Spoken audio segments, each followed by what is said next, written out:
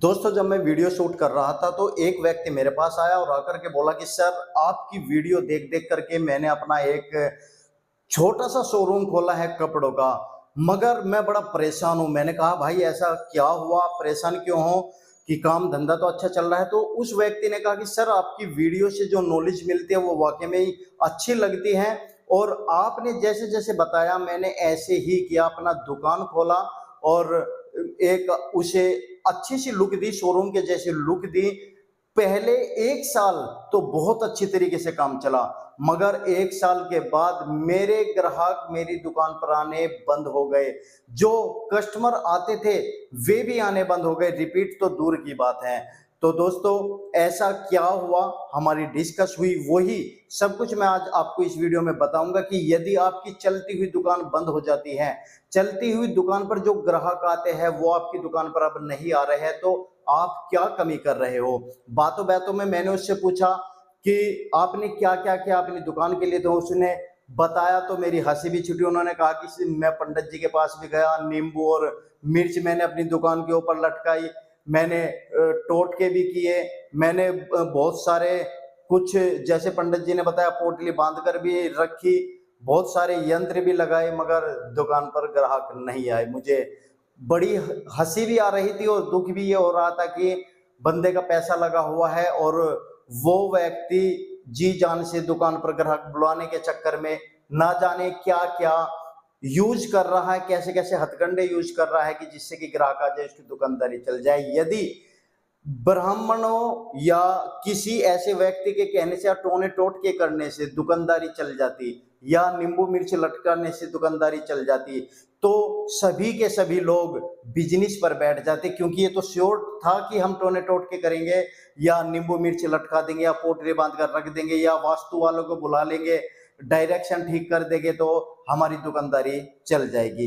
जरा सोच करके देखिए ये कहां तक पॉसिबल है और ये वर्क कहां तक करता है। जैसे कि वास्तु का वर्क कहां तक करता है, टोटके का वर्क कहां तक करता है, या पोटलियों का वर्क कहां तक करता है, ये कब करना चाहिए, कैसे करना चाहिए, और क्या ये सक्सेस फॉर्मूलेज है या नहीं। देखिए, मैं यहाँ पर किसी की काट नहीं कर रहा हूँ, सब अपने अनुसार कोशिश करते हैं और सब अपने अनुसार बता देते हैं।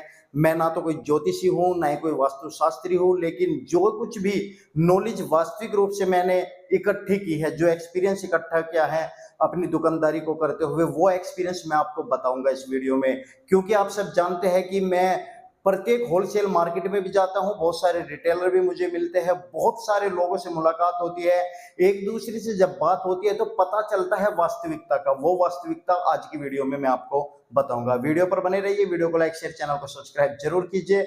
यदि ये वीडियो आपको पसंद आए, वीडियो को लाइक शेयर करना बिल्कुल भी मत भूलिएगा। चलिए दोस्तों, वीडियो आगे बढ़ाते हैं। नमस्कार, मैं हूं प्रहलाद सिंह, आप देख रहे हैं आपका अपना यूट्यूब चैनल। दोस्तों, आज की वीडियो बहुत इंपॉर्टेंट है। यदि आपकी दुकान चल रही थी, आपकी दुकान पर ग्राहक आ रहे थे, तो अब आने बंद हो गए हैं, इसके पीछे क्या कारण है, जहां तक मैं समझता हूं वो कारण आप सुनिए।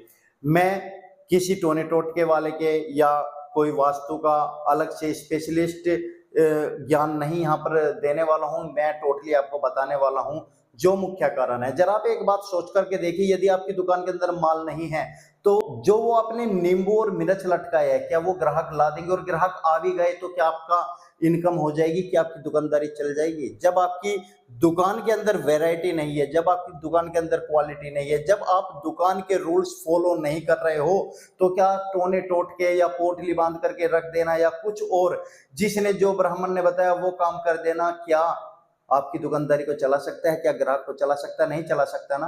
तो मेन रूल्स दुकान को चलाने के होते हैं, उनको तो आप भूल जाते हो, फिर कहते हो कि हमारी दुकान पर ग्राहक नहीं आ रहे। दूसरे की दुकान पर आ रहे हो, उनको देखकर भी नहीं सीखते। आपके पड़ोसी की दुकान पर लाइन लगी होती है, मगर आपकी दुकान पर कुछ भी नहीं होता, जबकि आप भी उसी मार्केट में बैठे हो, आपकी दुकान की डायरेक्शन भी उसी मार्केट में है। जिधर पड़ोसी की दुकान का काउंटर है, आपने भी उधर साइड में कर रखा है, लेकिन एक तरफ आते हैं ग्राहक, एक तरफ नहीं आते। इसके पीछे क्या कारण है कि आपकी दुकान पर क्यों नहीं आ रहे, उनकी दुकान पर क्यों आ रहे हैं? सबसे पहला बड़ा कारण वैरायटी। आपकी दुकान के अंदर वैरायटी है या नहीं, आपकी दुकान के अंदर माल है या नहीं। आपने यदि कपड़े का बिजनेस कर रखा है तो आपने उस कपड़े के बिजनेस में क्या क्या रेंज ला रखी है और उस रेंज को आपने क्वालिटी के साथ में कैसे कॉम्बिनेशन बना रखा है। जैसे कि 100 रुपए वाली क्वालिटी है, कहीं आप उसे 200 में बेचने की कोशिश तो नहीं कर रहे हो, या 500 वाली क्वालिटी आप 1000 में बेचने की तो कोशिश नहीं कर रहे हो। यदि आपकी दुकान के अंदर माल भी भरा हुआ है तो निश्चित रूप से आप अपना मार्जिन ज्यादा लेने की कोशिश कर रहे हो, मैं 100% कह सकता हूं।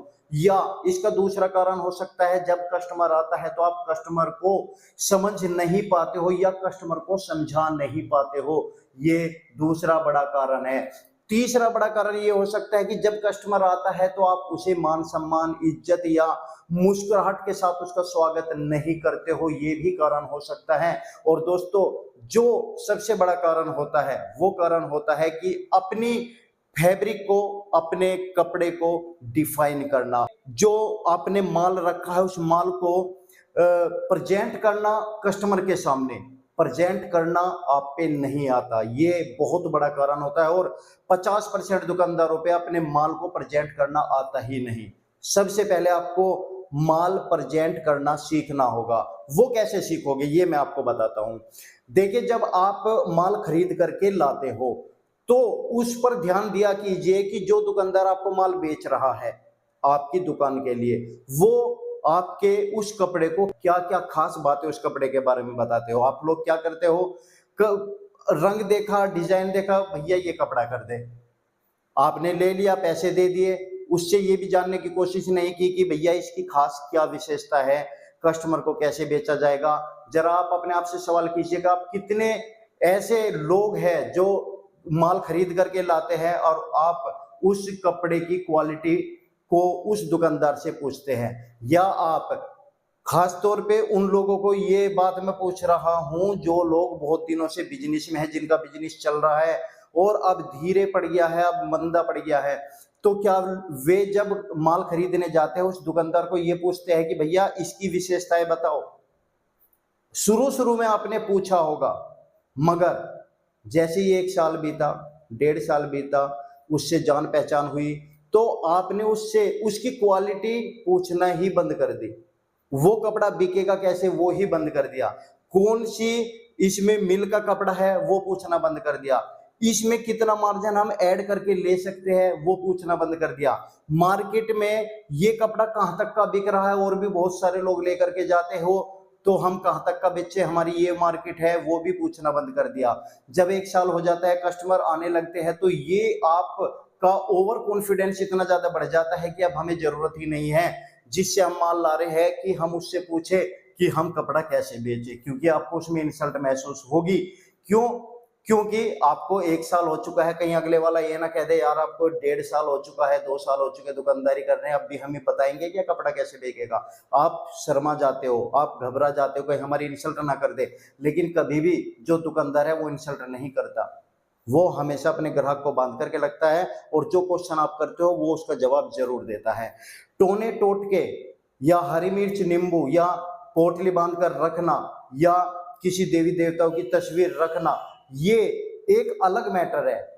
कोई देवी देवताओं की तस्वीर या टोने टोटके जब तक काम नहीं करेंगे, जब तक आप उस दिशा में कर्म नहीं कर रहे हो। आप माल तो बेचना चाहते हो, कपड़े का पैसे कमाना चाहते हो, और आपकी दुकान में कपड़े का माल है नहीं। कितने भी मंदिर पूजा पाठ कर लो, कितने भी टोने टोटके कर लो, यदि एक भी ग्राहक आपकी दुकान में आ जाए, टोने टोटके के पीछे मत पड़ो, किसी भी चक्कर में मत पड़ो। जहां भी सूटेबल हो वहां पर काउंटर रखो। आप डायरेक्ट अपने माल के ऊपर फोकस करो कि आपकी दुकान के ऊपर कितना माल पड़ा हुआ है। कस्टमर यदि आता है तो क्या कस्टमर आपकी दुकान के माल को देखकर सेटिस्फाई हो जाएगा, ये प्रश्न अपने आप से करो। जब आपका मन अंदर से गवाही देगा कि हाँ इसमें हम सेटिस्फाई हो रहे हैं, तो आपका कस्टमर भी सेटिस्फाई हो जाएगा। यदि आप 1% अपनी दुकान में रखे हुए माल से सेटिस्फाई नहीं हो, तो कस्टमर 20% आपसे सेटिस्फाई नहीं होगा। इतना अंतर कस्टमर में और दुकानदार में आ जाता है। ये सोच का अंतर होता है। आप अपनी सोच के अनुसार माल लेकर के आ जाते हो, दुकान भर लेते हो, मगर क्या उस माल की जरूरत मार्केट में है, क्या वो ट्रेंडिंग आइटम है, क्या लोग इस समय उस माल की जरूरत को समझ रहे हैं, क्या लोग उस माल को खरीदेंगे जो आप खरीद करके लाए हो, क्या आप मार्केट की आपने छानबीन की है कि मार्केट में अब चल क्या रहा है, या जिस दुकान से माल लेकर आ रहे हो बस गए, आंख बंद करी, पैसे दिए और माल उठा लिया कि भैया जो माल हमारा पहले बिका था बस वही माल दे दो अब तो हमें। ऐसे दुकानदारी नहीं चलती, दुकानदारी ऐसे ठप होती है। आप एक महीने एक कस्टमर को एक चीज दिखा सकते हो, यदि लगातार 5-6 महीने आपने वही वैरायटी, वही क्वालिटी, वही डिजाइन से लाए और एक एक दो दो चेंज किया तो कुछ चेंज नहीं किया। आपको जब भी दुकानदारी करने के लिए माल खरीदने मार्केट जाना होगा तभी आपको चेंज करना पड़ेगा। वो माल बिल्कुल भी लेकर मत आओ जो माल आपकी दुकान में एक बार बिक चुका है, अलग लेकर के आओ। जब आप इन्वेस्ट कर रहे हो तो कुछ अलग लाओ जिससे कि कस्टमर आपका रिपीट हो।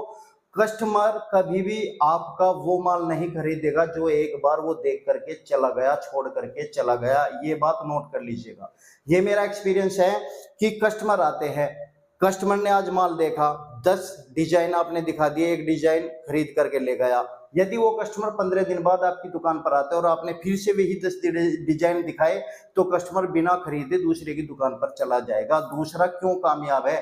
दूसरा इसी वजह से कामयाब है कि दूसरे ने अपने पास वैरायटी, डिजाइनिंग हर 15वें दिन चेंज कर रहा है, क्योंकि आज के समय में ट्रेंडिंग जो भी है वो नया है, कोई ट्रेंडी नहीं है। यदि आपने एक कस्टमर को आज कुछ नया माल दिखाया है तो यदि वो कस्टमर आपके पास 5 दिन बाद आता है आपको नया माल दिखाना ही पड़ेगा। यदि पुराना दिखाओगे तो कस्टमर खो दोगे और पुराना की जगह नया कुछ दिखाओगे तो कस्टमर आज नहीं खरीदेगा तो कल जरूर खरीदेगा, क्योंकि उसे विश्वास हो जाएगा कि यार जब भी मैं उसकी दुकान पे गया हूं उसने हमेशा मुझे नया माल दिखाया है। ये विश्वास जिस दिन कस्टमर को हो गया उस दिन कस्टमर आ जाएगा आपकी दुकान पर और सेल होगी। एक बार सेल बढ़ जाएगी तो फिर घटेगी नहीं, घटेगी तब जब आप एक ही माल को रिपीट कस्टमर के आगे करते जाओगे, तभी आपकी दुकानदारी घटनी बंद हो जाएगी। ये कमी आप लोग करते हो और फिर पड़ जाते हो धागे तबीज के चक्कर में, नींबू मिर्च के चक्कर में। इन चक्कर में मत पड़ो, अपनी वैरायटी देखो, अपने जो इन्वेस्टमेंट है आप इन्वेस्टमेंट कहां पर कर रहे हो वो देखो, आपकी 100% शॉप चलेगी। यही डिस्कशन मेरा उस व्यक्ति से हो रहा था। जब मैंने उनसे पूछा तो उन्होंने कहा कि हाँ भाई साहब, जो हमारी सबसे ज्यादा बिक रही थी हम बार बार उसी को ले आते थे, एक आधा पीस कुछ हमें अच्छा लगता था तो हम अलग ले आते थे। अब एक आधे डिजाइन को चेंज करके आपने दिखा दिया और बाकी माल पुराना दिखा रहे हैं तो कस्टमर सेटिस्फाई नहीं होगा। कस्टमर को सेटिस्फाई करने के लिए सारा ही नया दिखाना पड़ेगा। कस्टमर की पहचान रखनी पड़ेगी कि ये कस्टमर 15 दिन पहले हमारे पास आया था। यदि इतनी भी याददाश्त आपके अंदर नहीं है तो दुकानदारी करना बड़ा मुश्किल हो जाएगा। याददाश्त रखनी पड़ेगी, कस्टमर की पहचान करनी पड़ेगी, नई वैरायटी बार बार दिखानी पड़ेगी और जो कस्टमर मांगता है उसके समझ को, उसकी सोच को समझना पड़ेगा, तब माल दिखाना पड़ेगा। मार्जिन अच्छी तरीके से लेना पड़ेगा, ज्यादा मार्जिन बिल्कुल मत लीजिएगा, कंपटीशन का समय है। नॉर्मल से मार्जिन 20-25% हर दुकानदार रहता है। जिसकी दुकान पर भीड़ लग रही है तो समझ लीजिए कि 20% 25% से ऊपर उसका मार्जिन नहीं है, वो सेल कर रहा है। जितनी ज्यादा सेल होगी उतनी ज्यादा इनकम उनकी हो जाएगी। तो इस बात का ध्यान रखिए, मैं पूरी श्योरिटी देता हूँ, धग्गे तबीज नींबू मिर्च से कुछ नहीं होने वाला। मैं किसी की यहाँ पर बुराई नहीं कर रहा हूँ, ना मैं किसी का यहाँ पर अपमान करना चाहता हूँ। सब आप अपनी तरीके से समझाते हैं, लेकिन बिजनेस करना है तो बिजनेस की तरीके से करो। इन्वेस्ट कर रहे हो तो न्यू वैरायटी में इन्वेस्ट करो। जो एक बार आपका माल चल गया चल गया, 10 दिन 15 दिन 1 महीना बिक गया बिक गया, लेकिन यदि आप उसे बार बार रिपीट करोगे तो कस्टमर को दिखाओगे तो वो कस्टमर सेटिस्फाई आपसे नहीं होगा। यदि उसमें भी आप कुछ ला रहे हो, जो माल आपका चल गया उसमें ला रहे हो तो कुछ नया लाओ, उसी में ले आओ, डिजाइन चेंज करके ले आओ थोड़ा सा, या डिजाइन चल रहा है तो कलर चेंज करके ले आओ कभी कभी, लेकिन वो भी ज्यादा लंबे समय के लिए नहीं, 10-15 दिन 1 महीने के लिए। आपको जब भी माल खरीदने के लिए मार्केट जाना है तो नया लाना है, इस बात का ध्यान रखें। 100% आपकी दुकान चलेगी। कस्टमर का आदर कीजिए, सम्मान कीजिए। कस्टमर को कभी भी खाली हाथ जाने से पहले यदि कस्टमर माल नहीं लेता तो उससे जरूर पूछिए अपनी कमी के बारे में कि भैया आपको यहाँ पर पसंद नहीं आया, रेट हमारा ज्यादा लग रहा है, या हमारी दुकान में कोई कमी है तो हमें बताओ, जिससे कि हम आपको सेटिस्फाई कर सके, क्योंकि आप हमारी दुकान से खाली हाथ जा रहे हो। कस्टमर आपको सब कुछ बता देगा। जो कस्टमर बता रहा है उसको नोट कर लीजिए, उस पर फोकस कीजिए। देखें फिर कैसे आपकी शॉप नहीं चलती। और वैसे भी एक बात और मैं आपको बता देता हूँ, वास्तु अच्छी चीज होती है। वास्तु के हिसाब से आप अपनी दुकान को सेट करते हो तो कोई बुराई नहीं है, वास्तु के हिसाब से करनी चाहिए, बहुत फर्क पड़ता है। पूजा पाठ करनी चाहिए, बहुत फर्क पड़ता है, वातावरण शुद्ध होता है। और यदि आपने अपने दुकान के आगे अच्छा नहीं कर रखा, साफ सफाई नहीं कर रखी, तो उससे भी बहुत फर्क पड़ता है। साफ सफाई रखिए, बैठने का स्थान कस्टमर का अच्छा बनाइए, पानी के लिए कस्टमर को पूछिए, उसे इतना मौका दीजिए कि वो आपकी दुकान की वैरायटी को एक नजर में भांप ले। इतनी सुंदर दुकान बनाइए कि अट्रैक्ट कस्टमर आपकी तरफ को हो जाए। व्यवहारिकता अपनी अच्छी रखिए, मुंह का बोल बिल्कुल गुड़ की भांति मीठा रखिए। कस्टमर माल भी नहीं रहता तो उसे गाली मत दीजिए, कस्टमर के साथ रूड व्यवहार मत कीजिए, आपकी दुकानदारी चलेगी, 100% चलेगी, ये मैं श्योरिटी देता हूँ आपको। दोस्तों कमेंट्स जरूर कीजिए, बताइए वीडियो कैसी लगी और किस टॉपिक के ऊपर वीडियो आप देखना चाहते हैं। मैं सारी नॉलेज आपको अब शेयर कर रहा हूँ लगातार। आइए चैनल पर सब्सक्राइब कीजिए, लाइक कीजिए, शेयर कीजिए। धन्यवाद आपका बहुत बहुत। राम राम।